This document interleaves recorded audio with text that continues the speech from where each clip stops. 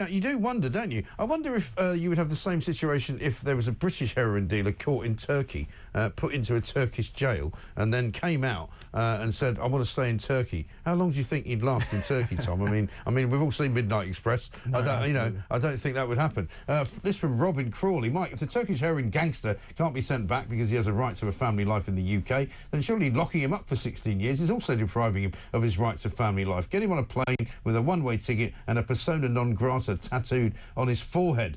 Wishing you and the Talk team a great Christmas. Thanks for some great listens while driving my truck around the UK. Rob, you're very welcome, and thank you for listening. I think it's a joke. We are now the sort of laughing stock of the entire world, I think.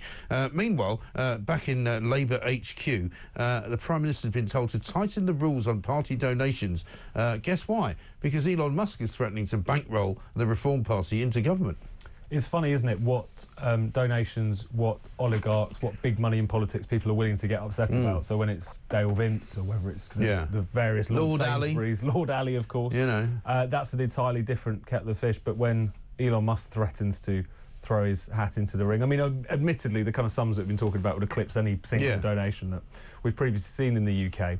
But the principle's the stunning, absolutely. And there's also a kind of question here about, you know, how far are you going to go with this? Are you going to suggest that all of the money that is flooded into various causes, not just in Britain but across Europe by various very wealthy people, are therefore illegitimate because they warp the politics and the kind of civil society of those places? But this is just a panic about reform and how well reform is doing. That's what this is all about. That's what it's all about, because if you allow people to make political donations up to, say, 5 million, like Dale Vince goes to the Labour Party, then why are you squealing now because they're now talking about 100 million? You're only really squealing about the amount rather than the principle of it. And it'd be one thing if you're having this discussion absent this particular story. You know, you could say, you know, do we want to be in a situation where it's very easy for a foreign oligarch effectively to really warp the political landscape?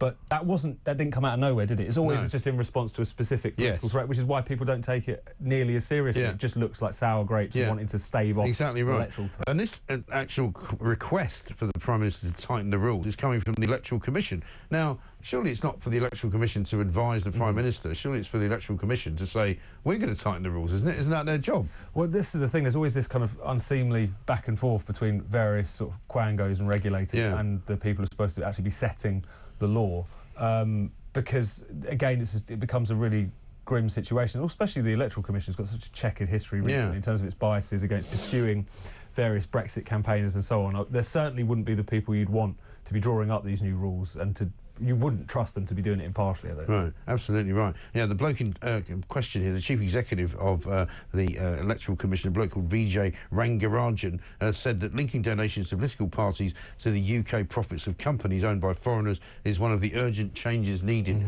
to retain the trust of voters. And they've looked at X in Britain, where it says in Britain, X has a pre-tax profit of 8.5 million on a turnover of 205 million, a lot lower than the $100 million that Musk was initially said to be willing to donate. So they're basically trying to clip his wings, which looks really, to me, also like a very corrupt move, doesn't it? Well, I think it's one of those things where if this was clearly across the board, that's a completely different argument. If this was stemmed by, you know, we don't really like big money in politics, so let's work out a way to root this out. This is just a knee-jerk response to one photograph taken.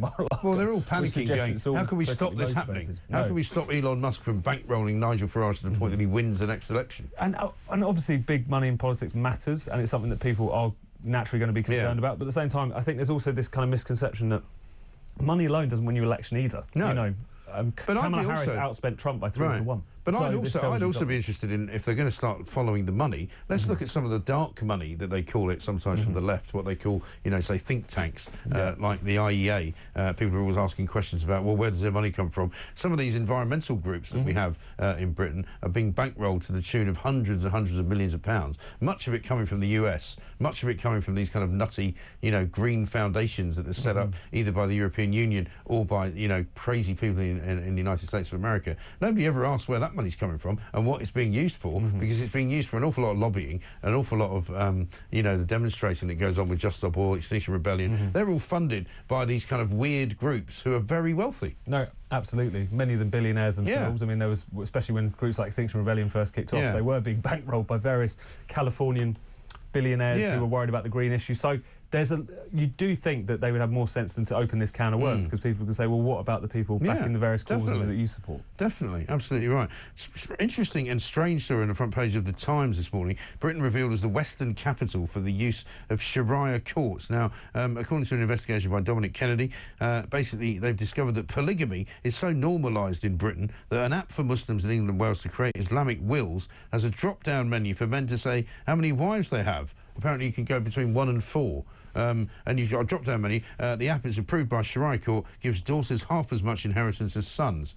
Now, in no other world in Britain would that be allowed. Can you imagine if you start to set up a company which said, right, we'll sort out your will for you, but under our laws, a woman is only worth half of what a man is worth. No, you imagine you'd have the safeguarding crowd down on you like a ton of bricks. No, they're so regressive, they're so reactionary. People have just been relaxed about the fact that you have a kind of quasi-parallel legal system. Yeah. You know, aside from any other consideration here, there should be one law for all. That's so obvious. That's such a fundamental principle, yet people turn a blind eye exactly to it. And because again we've had this ridiculous culture of political correctness, not wanting to upset people. You can talk about the grooming gangs and why the police didn't investigate. I mean, how about this, right? When we talk about the cohesion of society and whether or not we have ghettos in Britain, and whether or not we have communities that don't take part in what the rest of us do, over 100,000 Islamic marriages are believed to have been conducted in Britain, many of which are not officially registered with the civil authorities. So there are people getting married in this country who basically are not legally married. No, and what's that all about? And it's also such a barrier in it. The more that you allow these things to take place, the more that you allow kind of parallel societies to exist, the bigger barrier it is to integration in the long term as well, because you're not creating a kind of shared set of structures, laws, institutions.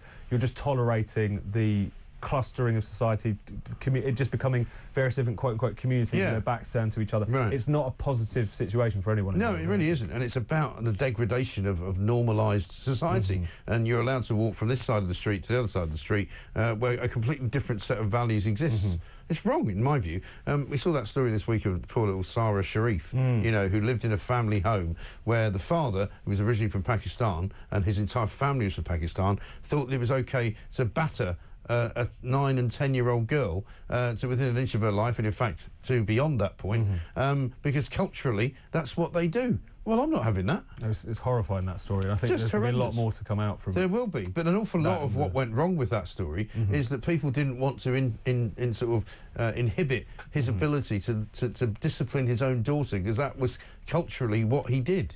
That's what's wrong. It's that idea that supposed sensitivity to various issues that we might be talking about should be a barrier to intervening to stop serious abuse, to stop serious problems in society. I don't know how we ever ended up believing that was the caring position. Yeah. But how about this, right? In the Times, one of the most prominent of such courts, these Sharia courts, was founded by the radical preacher Haytham al-Haddad, whose teachings were branded misogynistic by Dame Sarah Khan when she was counter-extremism czar. Haddad was among British scholars who visited the Taliban after they recaptured Afghanistan, and amongst many of the things he says in his online lectures, these are a quote from him, why marriages fail in 2009. A man should not be questioned why he hit his wife, because this is something between them. Leave them alone. Sorry, mate. No, I don't think so.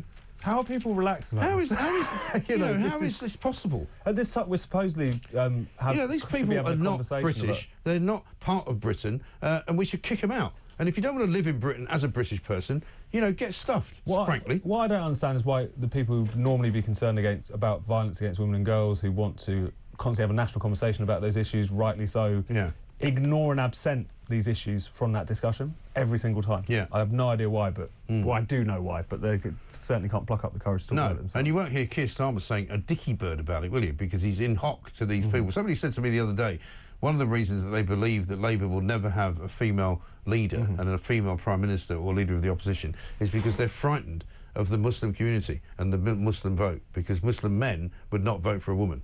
Interesting. Isn't that interesting? Never thought of that before this week, but there we are.